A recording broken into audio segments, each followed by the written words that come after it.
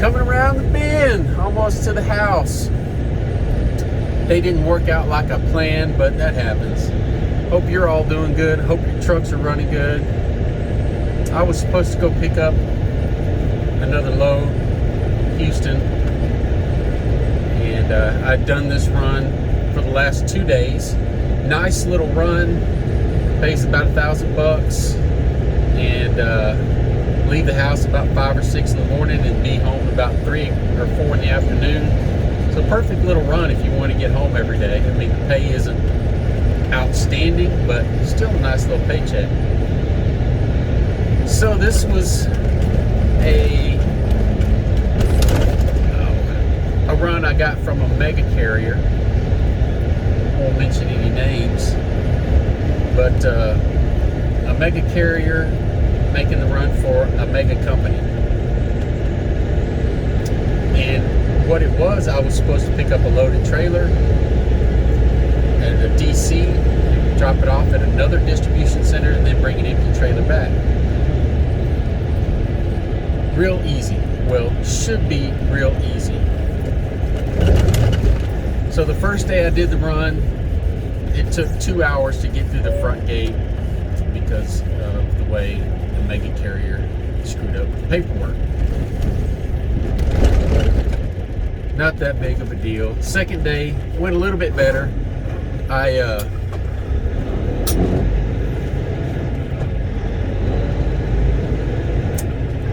It took me about an hour to get through the front gate because of the line at the distribution center.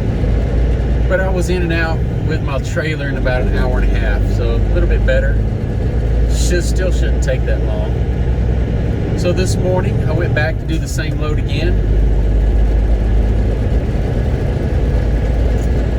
And I get there and they tell me I have the wrong trailer number.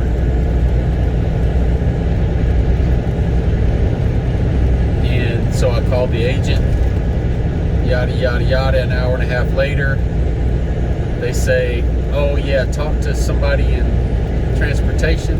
That trailer is sitting on the lot somewhere.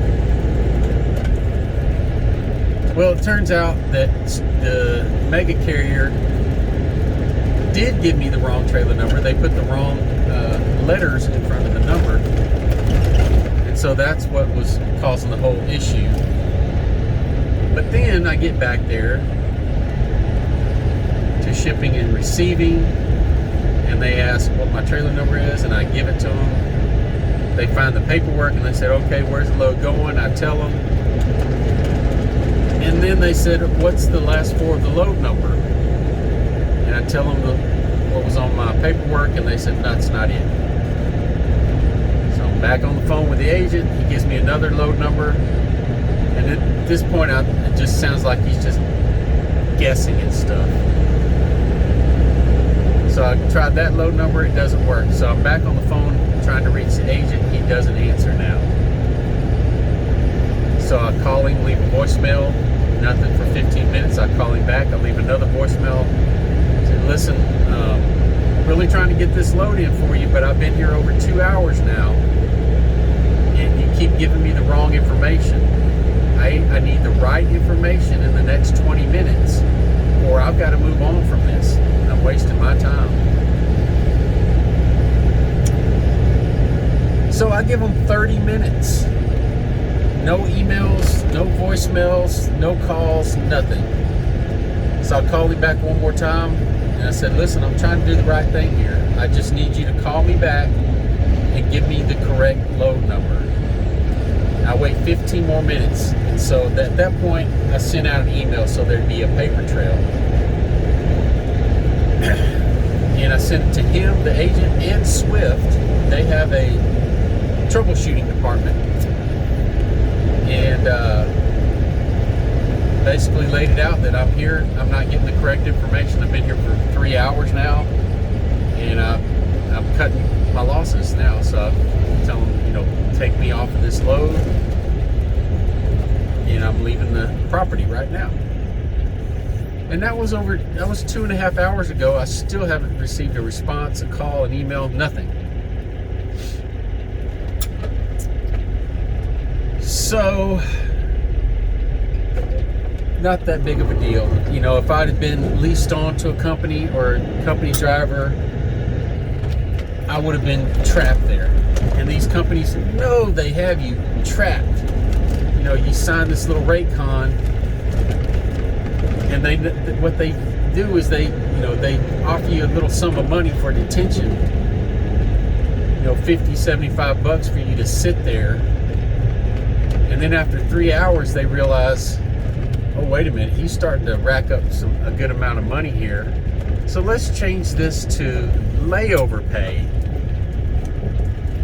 And instead of paying you for your whole time sitting there, they're just going to give you $150 for the whole day. And maybe you have to spend the night there.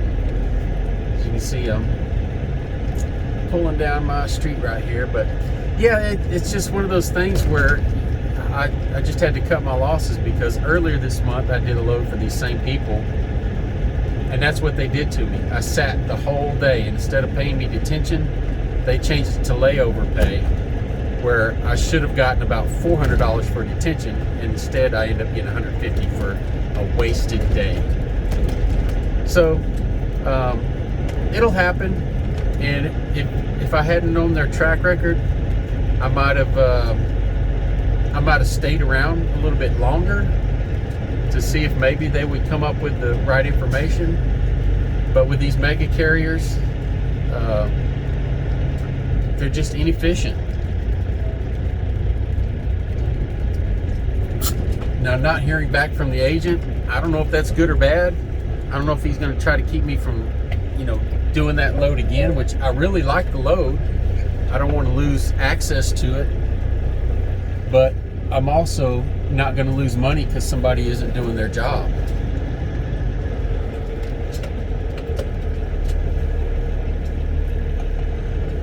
But I also wanted to